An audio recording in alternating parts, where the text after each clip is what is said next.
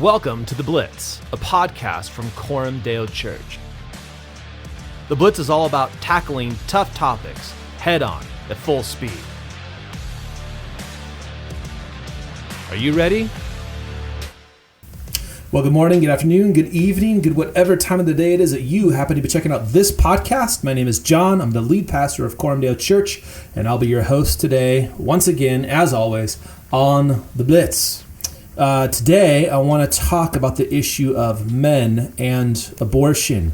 If you follow stuff on social media, if you follow us, Coram Deo Church, or my own personal stuff, you'll know that we've been posting quite a bit about this lately. This last Sunday, we designated an entire Sunday, a sermon to dealing with the issue, the sanctity of human life and the evil of abortion. We do this every single year because we believe that this is an issue that we need to be informed about, and we need to be active in terms of addressing it and responding to it. And so we're giving some attention to it as a church, and I wanted to spend some time talking about it on the podcast as well, and specifically the issue of men and abortion. I'm willing to bet that the issue of men and abortion, it almost never comes up. Abortion is almost always exclusively spoken of as a woman's health issue, and if you're a man, your job is to shut up, sit down, and listen and learn. And so here's what I want to say, and at the risk of pointing out what is absolutely obvious to all, no woman ever gets pregnant by herself. That doesn't happen. I don't care what the politicians tell you. A woman does not get pregnant by herself. When a woman gets pregnant, a man is always involved. And why I'm saying that is when we think about how as a church, we respond to the issue of abortion. There's a number of things that we always talk about. We talk about wanting to adopt. There's a number of families in our church that have adopted children. That is amazing. That's really, really important. We talk about supporting young women who are pregnant so that they have the resources around them so they can have this child, right? And so we want to do that as well. We talk about getting involved with organizations that help provide medical care to women who are pregnant. And so we want to do all of those things. All of that is really, really important. We should be doing it. We should also be proclaiming the good news of grace and forgiveness to women who have had an abortion.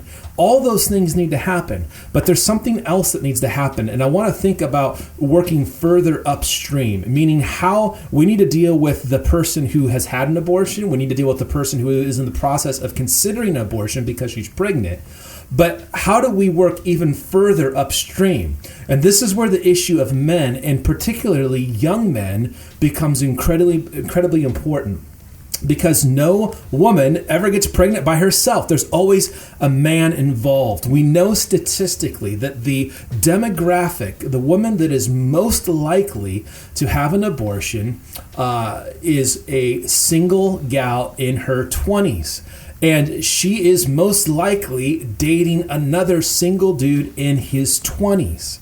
So if we're going to deal with the issue of abortion, one of the things that we need to be addressing is masculinity and manhood and responsibility and self-control and sexual morality. This notion of men loving women, of men keeping themselves, of men keeping themselves for marriage, not being sexually active, not being sexually involved before they get married.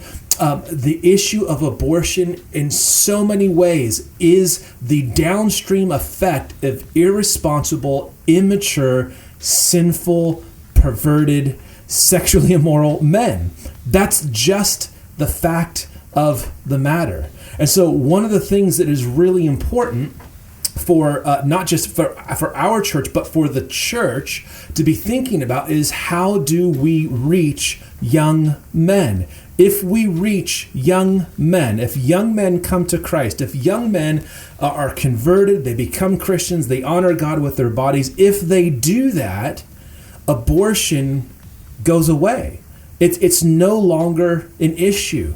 So we need to be thinking about how do we help the woman who's made this choice. We need to be thinking about how do we help the woman who's thinking about this choice. How do we support her in keeping her child? How do we help adopt kids into our families? All those things we need to be thinking about them, but we also need to think further upstream about the men. How do we reach young men? When we planted Coram Deo Church, young men was a huge emphasis and has remained an emphasis through our short history. We've been around we're coming up on, I think, 19 years this summer. And young men are always vital, always so important. And I'm not saying older men aren't. One of the great joys that I had recently was a Sunday after church, watching one of our elders. We finally got an elder who has all gray hair, and he was sitting around talking to these young men. All of them were their late teens and early 20s, just giving them wisdom, encouraging them, discipling them, fellowshipping with them. That is so important. That's what's supposed to happen in the church. It's supposed to be a place where young men can learn how to be young men who honor God with their time, with their thoughts, with their resources, their money, their jobs, their hands, their bodies, with everything. Young men who can grow into godly men, young men who can become husbands and then can become fathers and then can lead their households. That's supposed to happen in the church. But so often, our churches are, for lack of a better word, they're soft. They're very feminized, meaning they're not the kind of place that young men want to come. They don't talk about things that young men are interested in. They don't deal with hard truths. They're not being called. The men who come are not being called to be a godly man. Things are they're just soft. And so one of the things that we have to think about as we're dealing with the issue of abortion is how do we reach young men? How do we disciple young men? How do we see young men come to Christ? That is so important because as the young men go, so the culture goes. Here's what the sociologists who have been studying this in our country for years and years know this, that if a young mother comes to Christ, the chances of the rest of the family and the husband coming to Christ are significantly lower than if the husband comes to Christ. If the husband comes to Christ, then it's almost always the case that the wife or the girlfriend and the children, they will follow the husband. God has made men in such a way and given them such a role that they have a significant influence. And so we have to be thinking about how we reach young men. It needs to affect the way that we preach sermons. We have to preach sermons with young men in mind. We have to call young men to something. We have to help them to see. One of the things that's really, really clear in the book of Daniel, which we're going through right now, is that everything that's going to happen in Babylon, the conversion, the confession, the decree that comes from Nebuchadnezzar, all of that goes back to 4 young men who stood for their convictions. And because those 4 young men stood, the entire kingdom of Babylon was changed, and Nebuchadnezzar himself was changed. Young men are so incredibly important. And so we need to be mindful of that. We need to be aware of that, and it has to affect not the truth that we're teaching, because the truth of God is unchanging. It is timeless. It is the same yesterday, today, and tomorrow, because God Himself is the same yesterday, today, and tomorrow. But we have to be thinking about young men. We have to be doing things to help us as a church connect with young men. And if we see young men come to Christ, if we see them captivated by the God-man, right? The God-man, Jesus the Christ, if we see them captivated by his life and his strength and his glory and his crucifixion, the bloody giving of himself for the forgiveness of our sins, and his victorious resurrection over sin and death, and the ascension to the right hand of the Father, where he is seated and reigning over all things. If men are captivated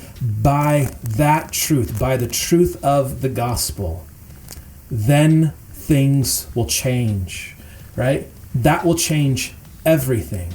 Now, that doesn't mean that we shouldn't be doing the other things to deal with the issue of abortion that I mentioned earlier, in terms of caring for women and supporting organizations and opening our homes if it's needed, and when we're able to do that. Like, we need to be doing all of those things.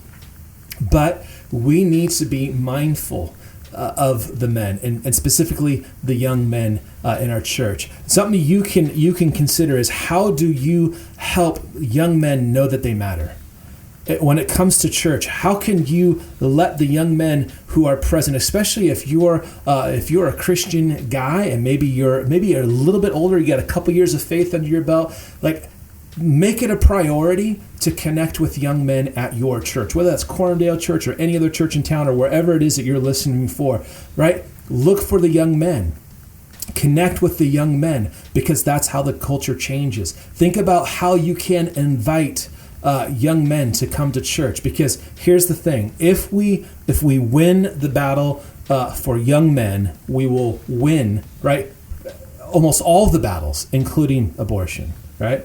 So I want you to think, I guess this is a challenge to you to think about the significance of reaching young men, seeing them come to Christ, and all of the ramifications culturally, socially, economically. What if we didn't have broken homes? What if men weren't giving themselves over to substance abuse and video game addiction? What if young men weren't being unfaithful to their spouses? What if young men weren't being immoral with their body? Just think about how things would change. What if young men worked hard with integrity for their employers?